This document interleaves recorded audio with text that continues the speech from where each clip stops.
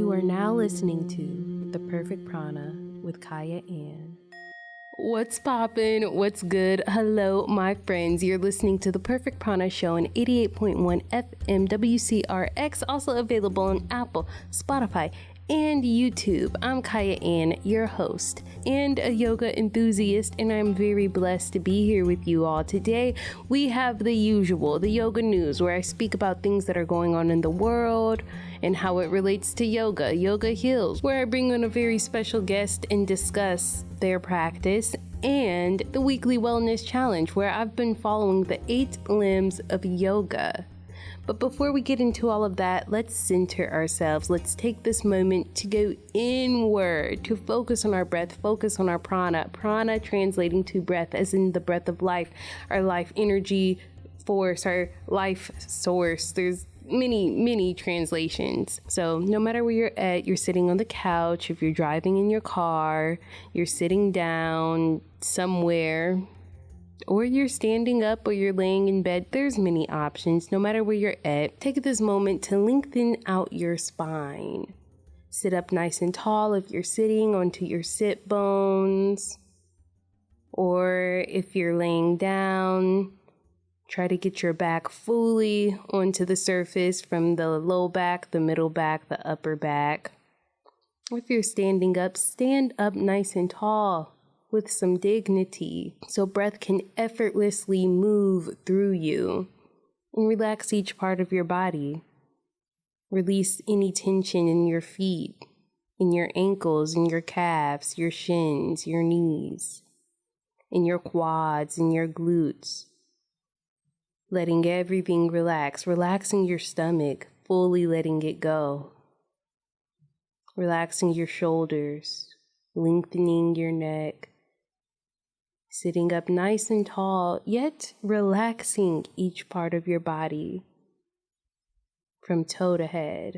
You can take your palms and face them up as if you are receiving a gift. Notice your breath. Notice what it does naturally, where it goes naturally, the pace that it's moving. And just notice without controlling it. And push out your very last breath that is your own.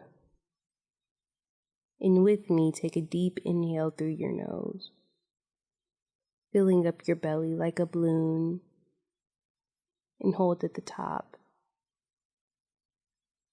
And exhale with a nice sigh, like deflating your belly completely, and hold at the bottom. Take a new inhale with me through your nose, letting the breath travel all the way up your spine. And then exhale, letting out that sigh, like inhale through your nose, filling up all the way. And then exhale dramatically, feeling stillness in your body while your belly is deflating, pushing out everything. Then with me, take a nice smooth inhale through your nose, into your belly, past your rib cage, into your chest, letting your spine become longer, your torso even taller, and exhale like a nice sigh, like deflating your belly, still feeling the length in your spine. Let your breath come back to its normal steady rhythm. I am centered. Let's get on with the show. Yoga news. Companies looking to offer psychedelic drug therapy coverage for employees report. A growing number of companies are exploring the possibility of offering psychedelic drug therapy for their employees as a cost-saving and effective means of mental health treatment. George Yant, somebody that's featured in this article, and also the founder of Plexus Healthcare Systems, shared that a lot of employees in his company use antidepressants, and that he believes that the U.S. healthcare system overly emphasizes prescription drugs and believes his workers could benefit from the alternative therapy. He says that it will save money over time compared to expensive traditional therapy sessions and will make his employees happier and more productive. That was just to read the article, and I was like, interesting. You know what would make employees happier and more productive? Giving them time off work. Maybe. It's debatable.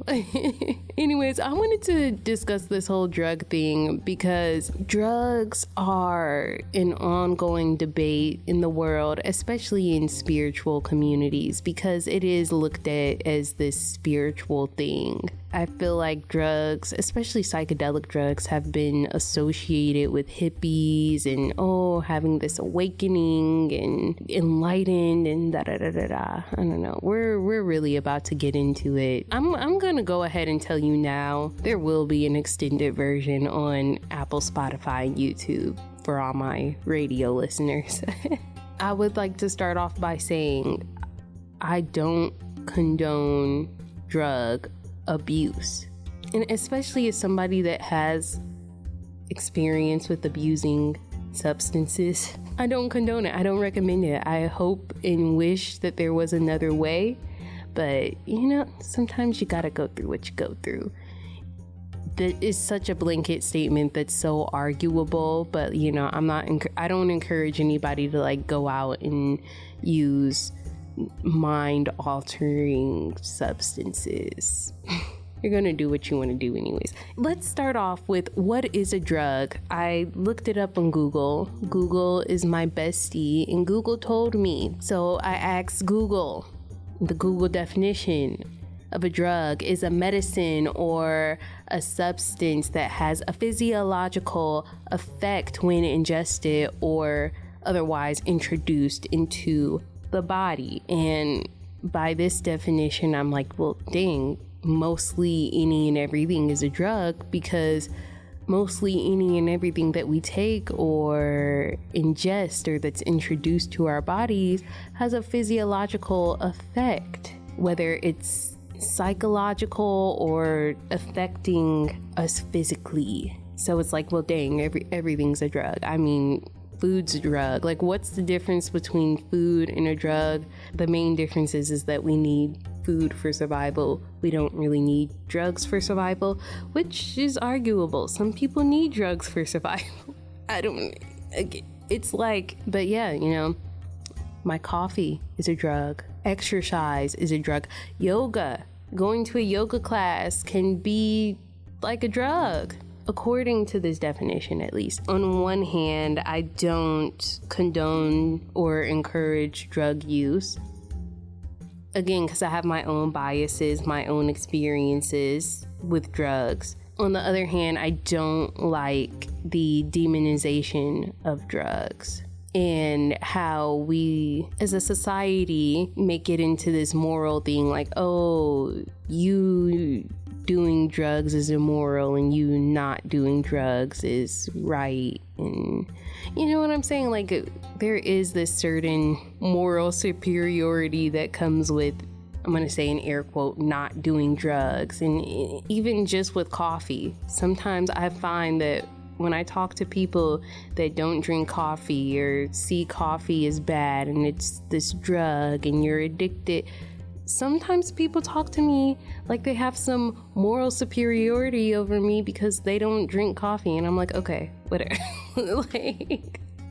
I'll have my latte with an extra shot of espresso, okay? But part of that demonization of drugs, I feel like, comes from the war on drugs, which happened in the 70s, and it was rooted in racism. We did look at people that use drugs differently. We looked at drugs differently. The things that we started to associate with drugs, and as a society, the relationship with drugs is changing. Now there is a lot of studies which are now okay because the war on drugs is over and scientists are now allowed to study the effects of drugs on us more. But now there's been a lot of studying of drugs, especially of these psychoactive drugs, these psychedelics.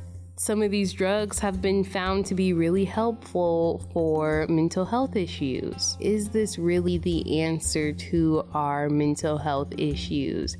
Again, I don't know if I said this earlier, but drugs are associated, or at least psychedelic drugs are associated with spirituality, with hippies, with this enlightenment. A lot of people use drugs for spiritual purposes. Something else to note, the way that drugs work, specifically psychedelics for mental health issues, is they alter conversations between our individual brain cells. That's like the most simple way to put it.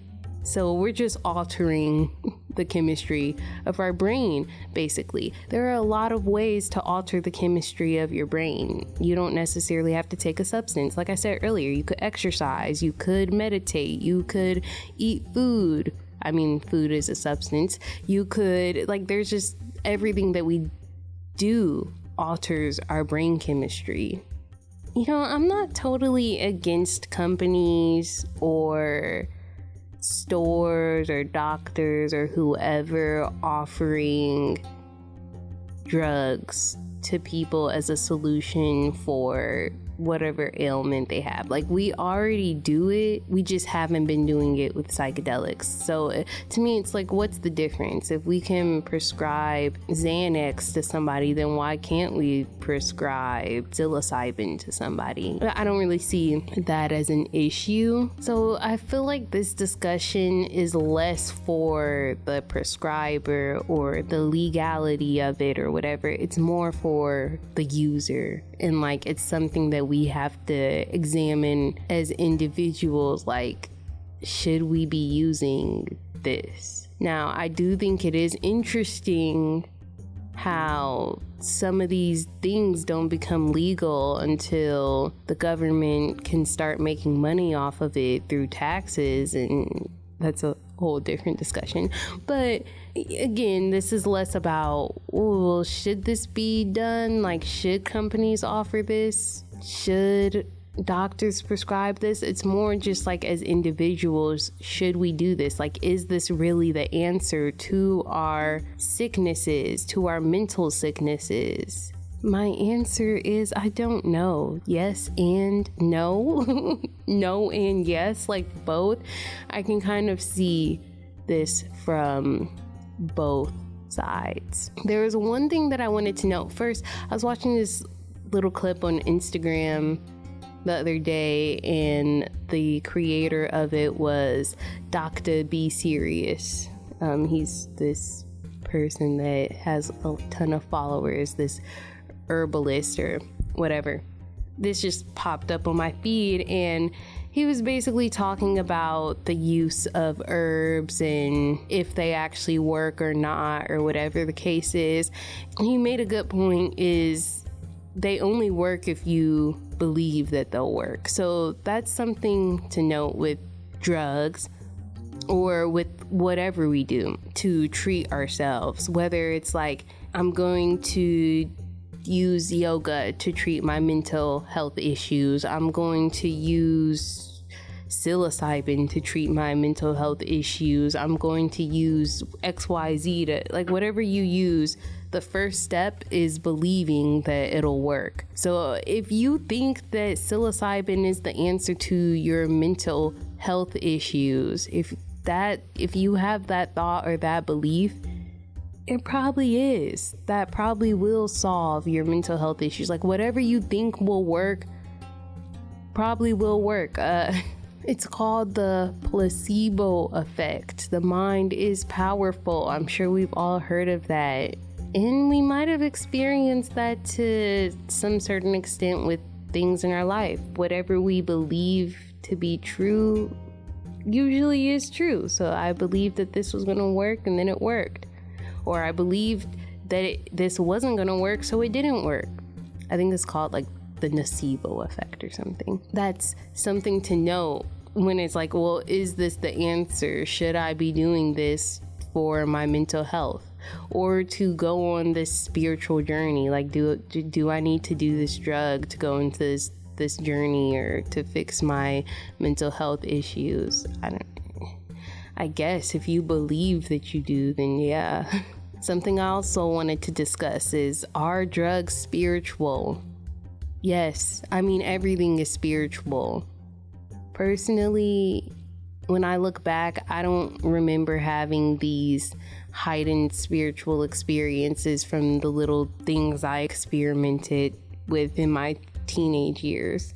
I mean, did I have these experiences that affected me, that affected my psychology or my sense of reality?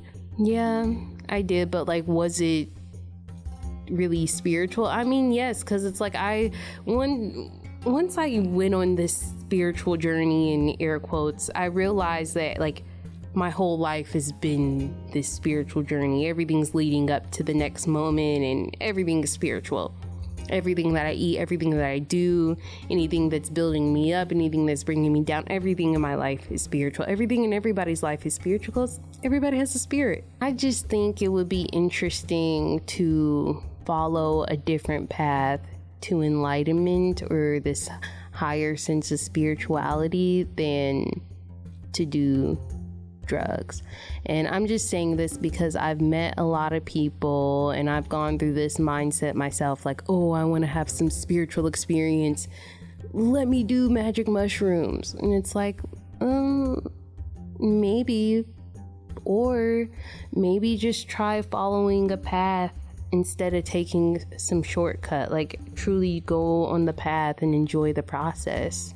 Go on the path of breathing and prayer and meditation and movements and fasting and journaling and checking in with your morality, rather than being like, okay, I'm gonna do these drugs with my friends and then I'm gonna stare at the wall and see what happens. Like, I don't know.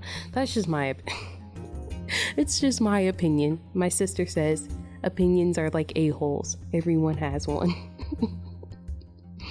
But again, no judgment on anybody though, because again, I was once there, and who's to say I won't be there again? Maybe one day in life I will be driven to be like, okay, I'm gonna do this for some ritualistic spiritual purposes. Like, I don't put it past my future self. I don't know, but this is just where I'm at right now within my thoughts. And yeah, it's funny. One point I was all about cannabis, all about drug use, all about the herbs, dude. It's all about the herbs or whatever. And then like now I'm more anti-drug, and I'm like, no, I want to sit with myself in reality, sit with my emotions, become self-aware, become completely based in reality. And I want to do what it takes to alter my mental state without abusing substances. That's just where I'm at. I've been pushed here to this point though. I've had my own experiences to come to these conclusions. Back when I was doing that stuff, and even now, I feel like as far as spirituality goes, that drugs are a little bit sensationalized and glamorized. These substances that have these psychoactive effects.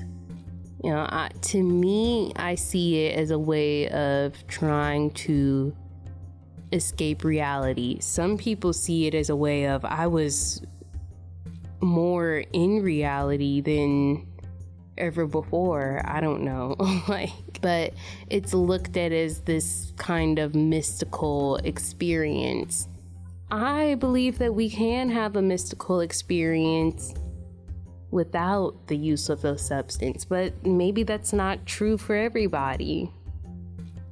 I don't know. I just think it's about what you believe, what you're more drawn to, what you're inclined to believe.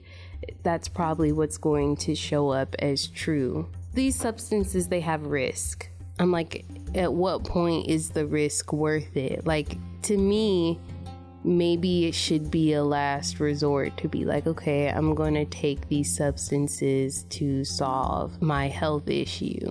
I don't know. Some conditions need substances. Like, because some of this stuff be so chronic that it's like you need something. But maybe it's about what you believe. But again, like all these substances, they have risk as far as addiction. Some people have a history of schizophrenia in their family, or just manic issues or cognitive issues that can be awakened and unlocked with the use of substances. So this is serious stuff. I mean, psychedelics have been used for a long time among ancient cultures and rituals, but just because that's the case was that right? I don't know. Some yogis are like so hardcore against drug use or substance use, and then others are like, it's a pinnacle part of a spiritual journey and we need to change the lens of how we see the world or whatever. All I can say is right now, at this point in my life, I appreciate sobriety and being totally in reality. And again, this is so arguable because some people are like, maybe the drugs made me see something that was actually there that I'm not seeing without it. I don't know.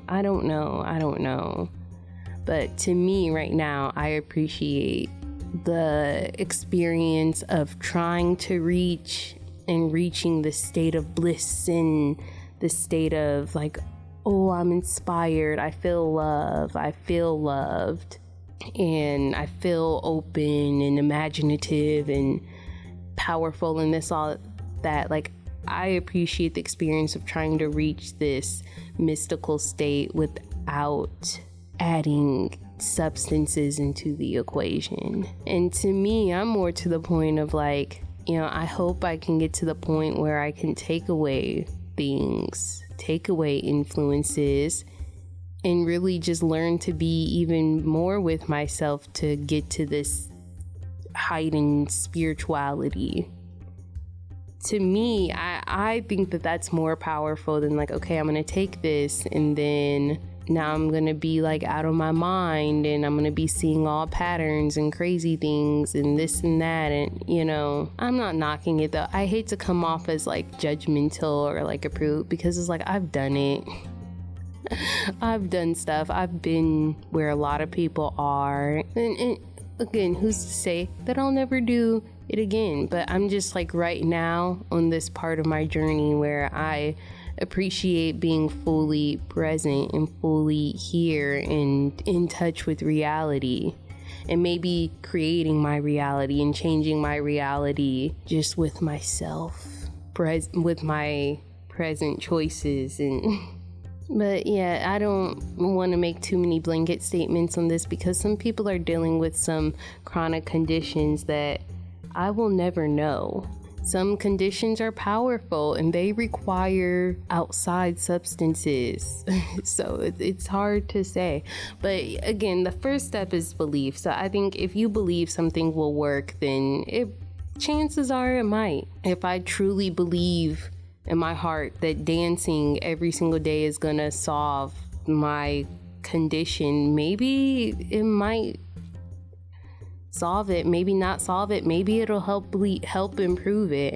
But the rise of drugs and all the newfound studies toward drugs and people hyping them up, I find it a little suspicious, in my opinion, because again, it's more sensationalized, more glamorized, and I think it's suspicious. And there are still risks with the use of substances, and we should not deny or ignore those. We may abuse something every single day that's not looked at as a drug, and that's its own problem within itself. But I always say, like, it's good to try to find that happiness, that peace, that sense of mysticalness, or that sense of your divine or spirituality or whatever, some of the stuff we need to be trying to find within. Like, it's not in anything.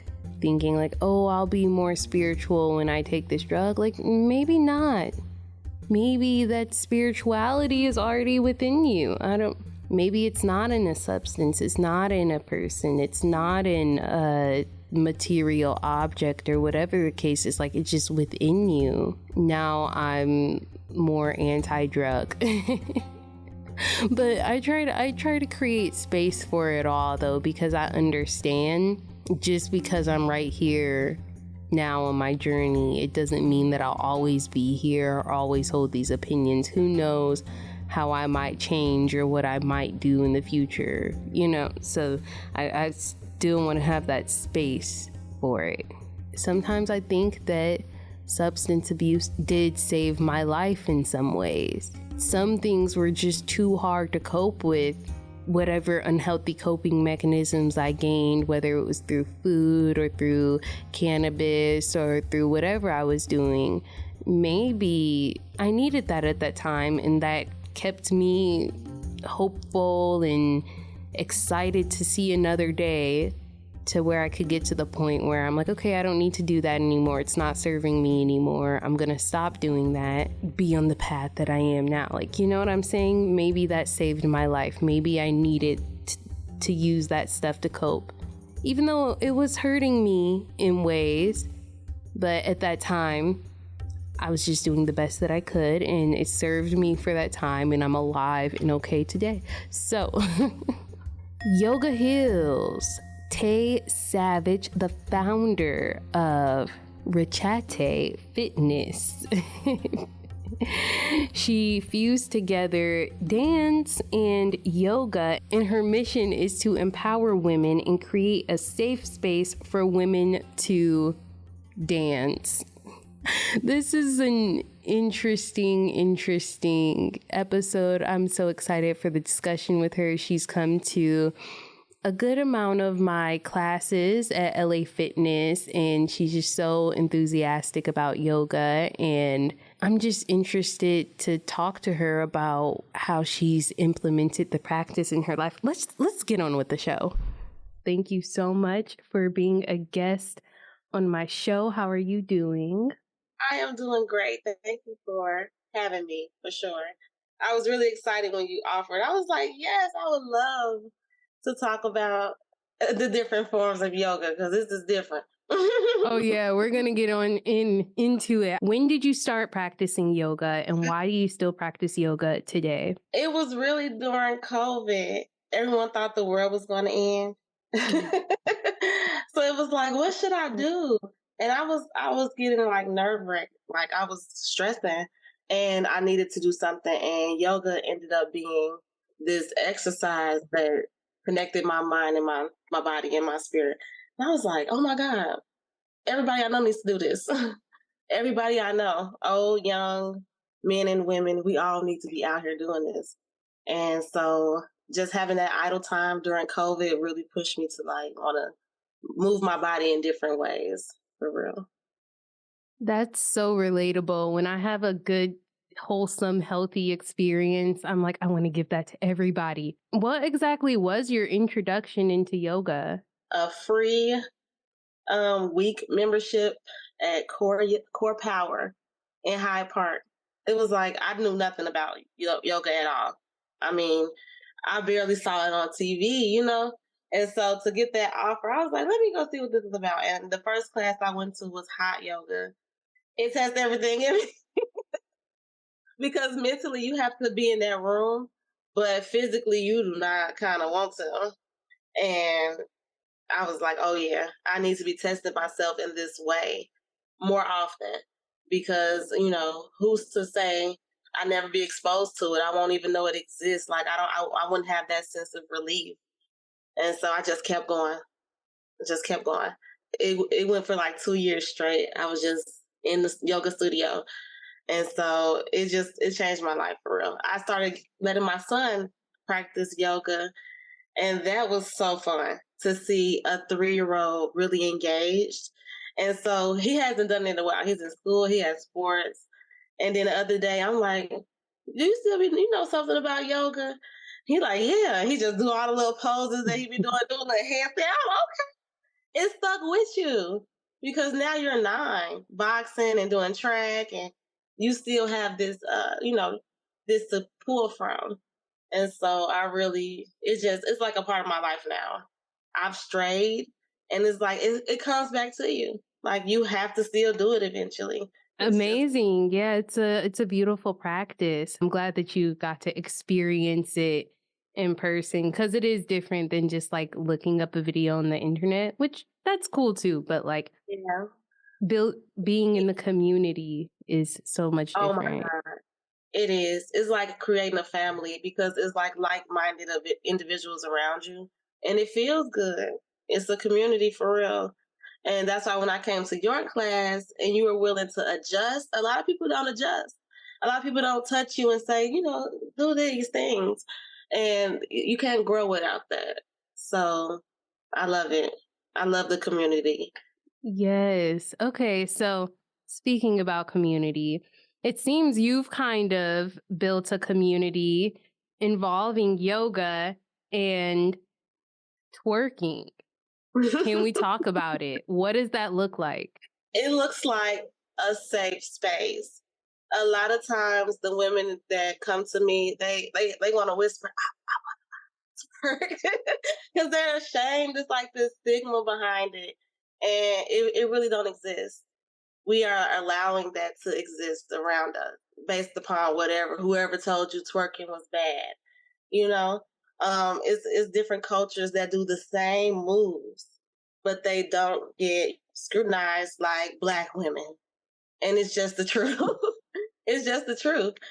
Latino women, they do the same movement, literally, and it's to their traditional music, so it may look different, but they don't get scrutinized like we do. And so I felt like we needed a safe space. And what better way to enhance your twerk than with some yoga, with some stretching, with some breath work? Because it's all the same. It's all the same thing. It really is. It's all ages. I had someone as old as 65 twerking, okay? Twerking, shaking it. And it's a trauma relief. When you shaking your body, when you're vibrating, when you're in movement, you transmuting energy. And so I've never had somebody come in, a woman, come in and have a good time and say, I really wouldn't do this again. I wouldn't twerk again. They'd be like, oh, I cannot wait to twerk again. I can't wait to get in the mirror. So it's really fun to see that transformation from like closed in and maybe even insecure. I don't want to say I cure insecurities, but it can feel you don't have a sense of security to twerk, to shake your butt. So you feel empowered when you finally do it because it's your booty. It's yours. Her. So, So I'm having two questions, of course, come out of this. My first question more is what exactly does a session with you? I understand you do online. I'm not sure if you do in person, but like what does a class consist of revolved around yoga and also revolved around twerking? Like what does that look like? And then also, have you received any pushback on this? Which you kind of talked about a little bit, like, it don't be the ladies for sure. A lot of men, they're attracted to it and it's understandable, but it's respected in other ethnicities different ways. So once people get past certain things, they wouldn't, but a lot of men, I get pushback. Um, Even older women, they be wanting to be a part of it. It's fun to them. So it's always it's always the men. I could say social media has been polite. It's mostly in person that I'm experiencing somebody who wants to let me know how twerking offends them. hmm. But it's mostly in person. When it comes to a full Rachete, that's the name of my business. It's not ratchet. It looks like it's ratchet, but it's Rachete Fitness Twerk. And so we incorporate yoga techniques, twerk, and just a regular aerobics, like just a regular cardio. When you start off your session, I'm going to speak. I'm going to relax the room, just bring us into a meditative state where we are actually setting intentions for what we want to do. Some people like, I want to twerk better. Some people, I want to be more flexible. Others might say, I just want some community. I want some girls around me who want to be in positive energy. And they set that intention, and we stretch, we do our yoga flow. I teach the basic poses that they could practice at home. Do a little bit of cardio just to pump them up, and then we get into twerk techniques.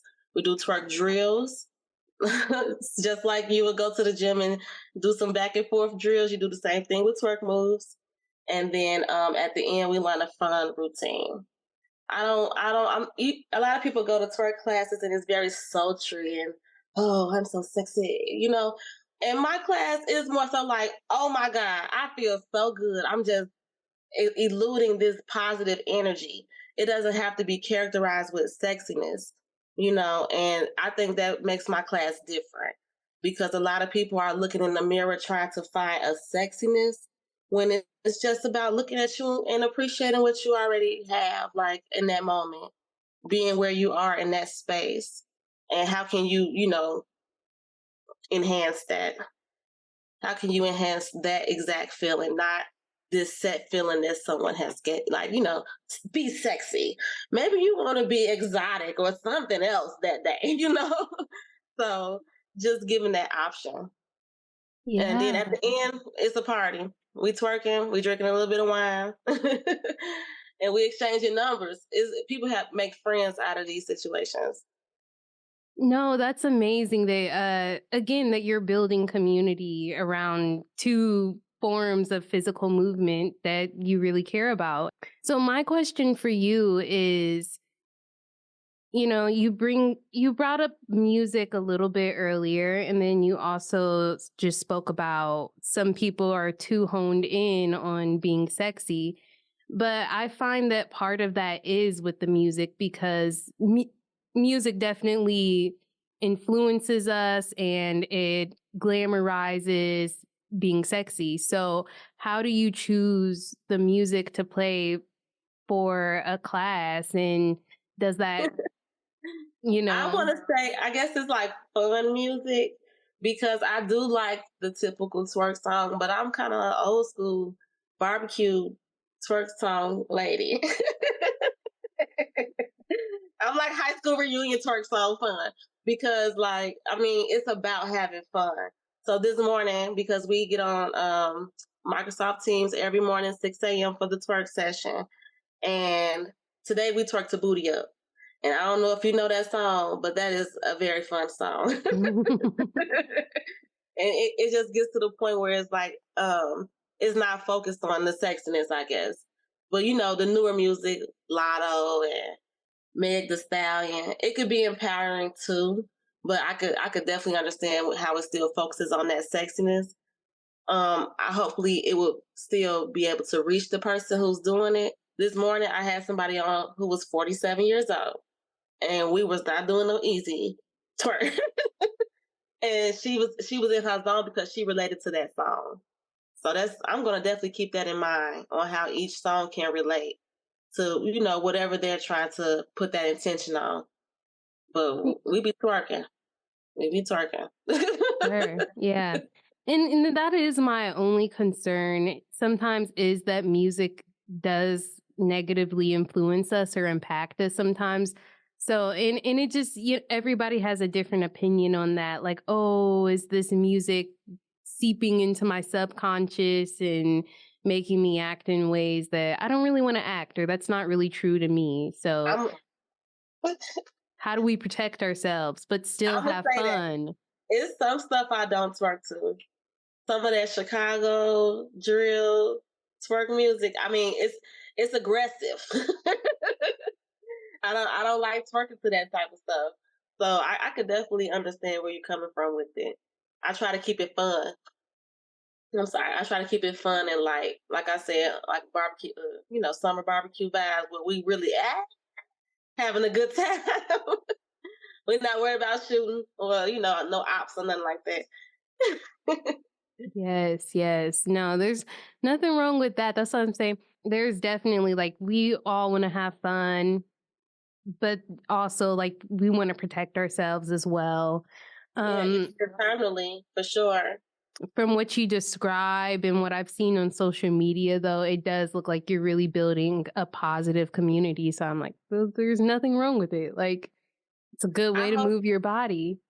I Um, hope to empower a lot of women through that because it wasn't easy for me to do it. I've been twerking my whole life. It wasn't being recorded. And so putting it out there for the public was like, oh my God, this is so scary. But when I found out how many women don't have a safe space to twerk, to release, to let their hair down, to look at their booty and be proud that they're looking at their own booty. I mean, it's your booty. And sometimes in class, I say, stop, look in the mirror, look at your booty, look at your booty. And people be cracking up because they've not did that. They haven't looked back at it and felt empowered or proud, about what they're looking at. And it's a great feeling.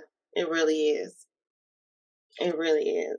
so you said that there's all ages in your class. And again, like, unfortunately, this is perceived as something that's hypersexual.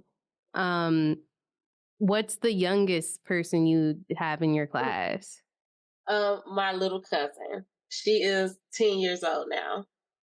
So I didn't necessarily twerk with her, but we did do movements. Like we did yoga. We went through the whole yoga flow.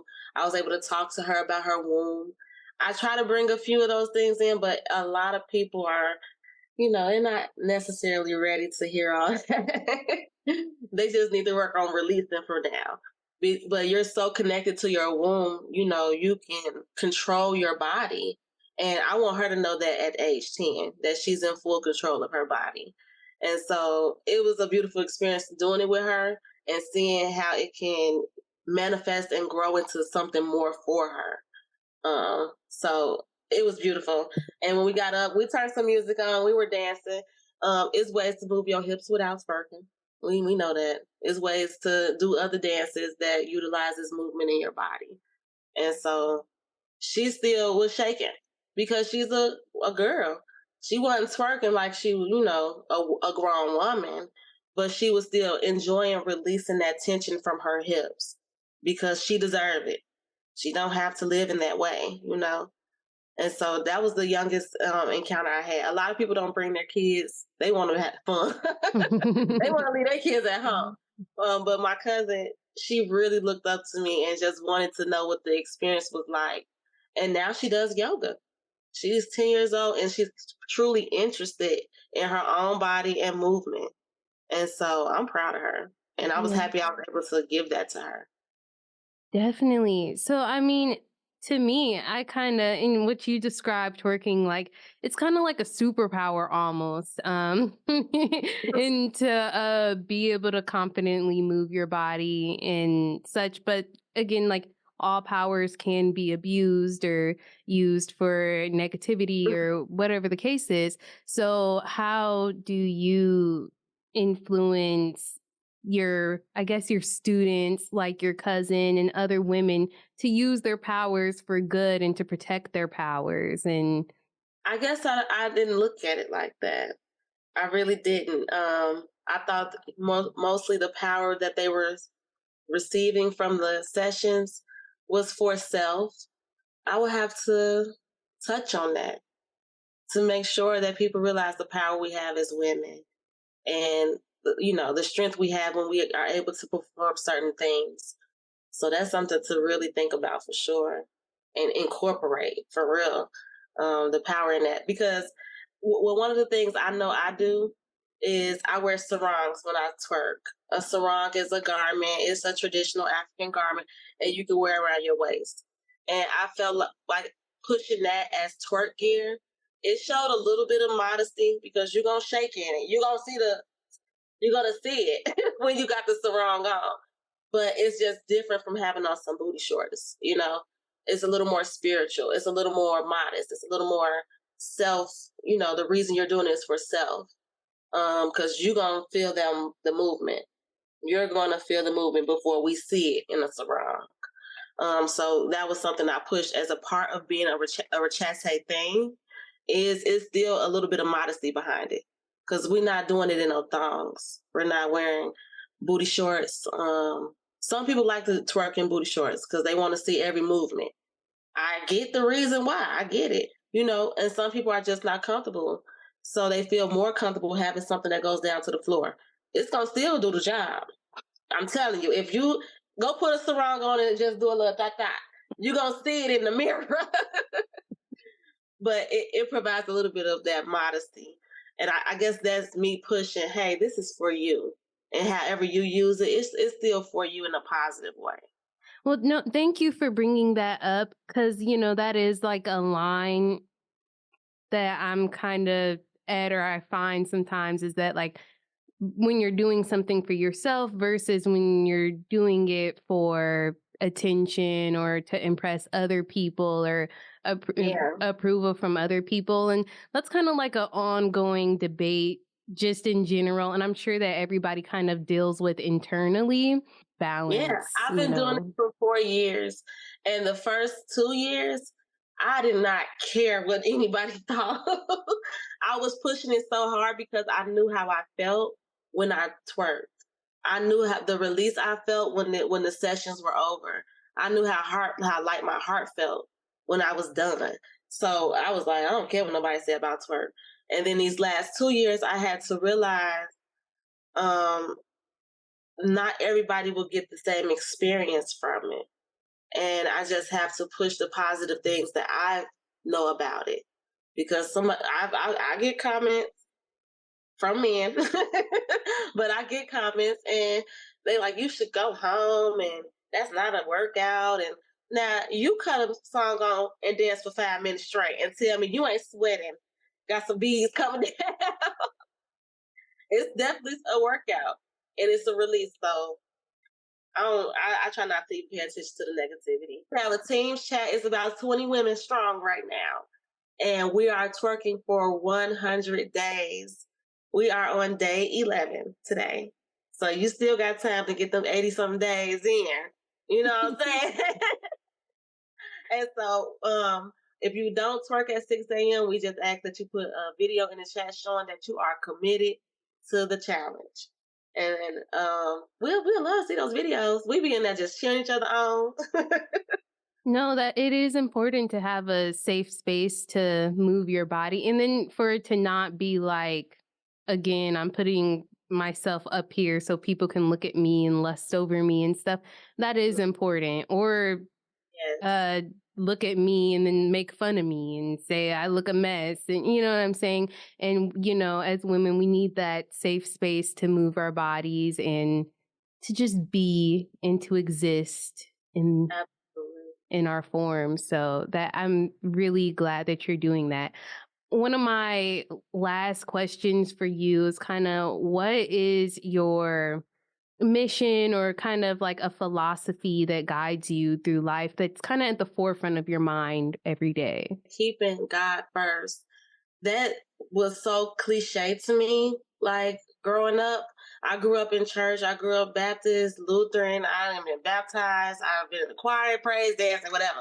I done did 1,000 things that I thought would have brought me close to God, and it did not. Not like I am now. So keeping Him first, being grateful, showing gratitude, because you could say, "I'm thankful," but actually going out and doing things for other people, that shows you your true gratefulness for what God has given you. And so I believe that when I put Him first, everything else that follows just reflects Him. And I want Him to show up in everything I do. After we twerk, I be cutting church music on right after, because it's just what it is. It's my spirit. God know my heart, and I'm here because He wants me here. And so I just want Him to work through me. And that's even part of yoga philosophy, is surrendering to the divine, surrendering to God. So Absolutely. it's important. What does that look like to you day to day? surrendering to God or putting God first? I'm going to have to go back to being grateful. It's just waking up. And I guess it just be sounding cliche, but it's such a blessing to open your eyes and your legs and your body work. And God has allowed you to be here and to work, to do things, to influence, just anything. It's all a gift. And I just be in so much gratitude. And sometimes I journal, I write to God. But recently I've been just calling out. I don't know a lot of people.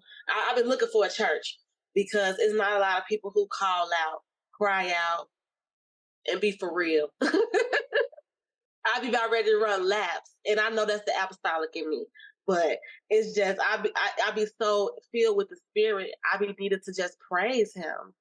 I be needing to just praise Him, and that's something I'm learning to do every day. I've been showing my son, and he's like, "Girl, you a little dramatic." No. God is good. God has been good. And you have to let that out, cry out. That's something I've been doing every day. Saying His name.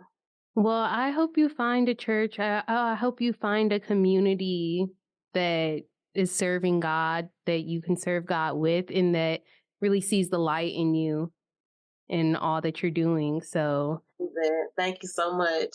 Because it is difficult without a community. That's what all this is about, I swear. All right. Well, that was pretty much all my questions. Thank you so much for coming on, talking to me about yoga and twerking and how you fuse them together. And to me, that's pretty creative. So I love that. Before we go, what I asked is if you would just lead us through a pranayama or a breath work. And you could kind of do it how you would do for your class. Go ahead and relax. You can leave your eyes open or you can lower your gaze. Let's take a big community deep breath in. Long and slow exhale.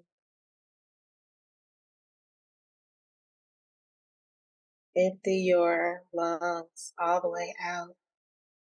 Deep breath in.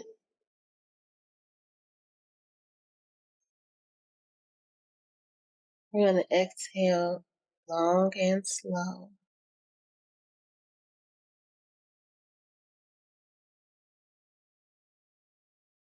As that breath come out, go ahead and relax the jaws. Deep breath in.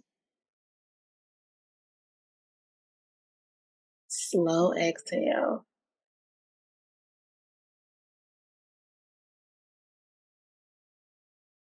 We're going to do one more, but we're going to do that loud exhale where you from the throat. Deep breath in. Loud exhale.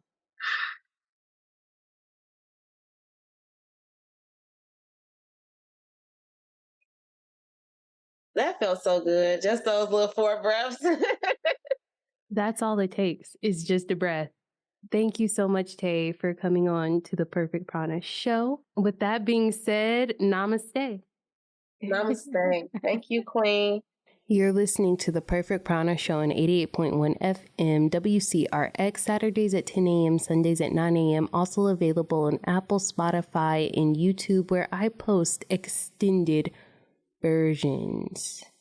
Weekly Wellness Challenge. I've been following the 8 limbs of yoga for my weekly wellness challenges, and last week was asana, which is the most commonly practiced limb, and I talked about that a little in the last episode. Anyways, the challenge was to go to a yoga class. Did I do that? I did. I went to a yoga class besides my regular 2 classes that are my elective for school, and honestly, I went to this class and I forgot. It was more so a workshop, but I had forgot that part of my challenge was to go to a class this week, and I was like, dang it, I didn't do it. But then I had remembered that I went to this at Yoga View. It was for the new moon. It was a sound bath and restorative yoga, and I was like, well, that counts. So I'm glad that I went and I practiced with people. This week's challenge, we're on pranayama, which is exciting and special because the name of the show is the Perfect Prana Show. Prana translating to breath as in the breath of life, our life source, our life energy force. It has so many translations, but the most simplest thing is breath, a requirement for life, breath. The deeper I've gotten into my yoga practice and just into life in general, I've recognized that breathing is important. The better I breathe, the better I move. Breathing requires me to be more present in the moment. Sometimes, I don't know, like the breathing is just so underrated, but so necessary. And it is an essential part of yoga. Of course, we're gonna breathe this week, but that's too simple. Like, we're breathing every day. We're literally breathing right now by default. And I'm gonna actually say, let's start the challenge on Monday because everything is nice when you start on Monday, right? Monday through Friday, we will do a different pranayama technique for each day of the week. And I'll post each day of the week on Consistently Kyah on Instagram at Consistently Kyah, consistently spelled with a K, Kyah spelled Kyah on Instagram. I'll post a different pranayama technique every day, Monday through Friday. I can't do the full week. That's too much. Monday through Friday, I will post a different pranayama technique for the day. There's so many physical and psychological benefits that come with breathing for something. I've noticed if I'm about to do something crazy or scary or like an adrenaline rush, I might take a deep breath first. Or like if I'm about to have like a argument with somebody, whatever the case is, just imagine you're about to like jump off the diving board. You're probably gonna take a deep breath first, like, whew, okay. I don't know, there's many benefits of breathing, and I don't really have to sell it to you. Like, everybody knows that, like, I need to breathe, and sometimes we just might naturally take a deeper breath when times are tough, but it's just great to start each day or to end each night or just some point throughout the day to have a moment of breathing, because there's a lot of ways to breathe, and I think there's a lot of benefits that come with each different way of breathing. But to me, the biggest benefit of it all is it just makes me more aware of my breath. It makes me excited and appreciative of my breath. Like, okay, because otherwise it's just something that I just do normally. Like, we all just do it. It's an afterthought, but to really sit and focus on it for a moment, like, whoa, this is an amazing, powerful experience I'm extremely grateful for, and there's just so many ways to do it. It's been a fun show talking about drugs and breathing and twerking and all of that stuff. Before I go, let me leave you with a quote.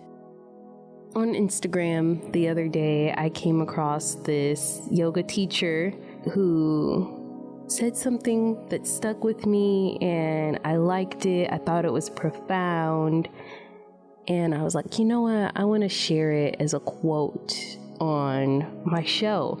And her name on Instagram is Phoebe Schiff Yoga.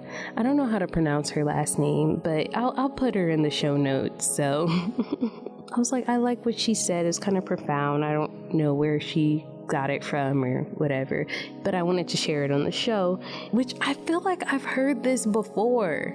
I don't know where I first heard this, but it just sparked when she said this. But she said, the pose is not happening to you, it's happening through you as a yoga pose.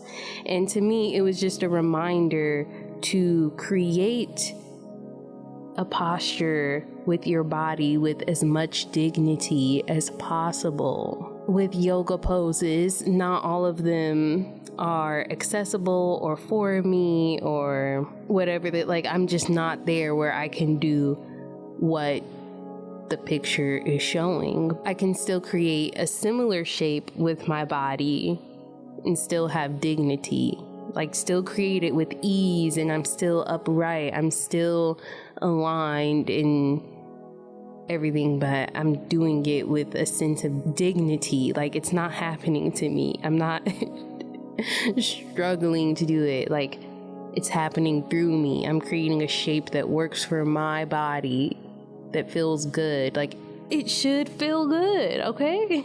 That was the show.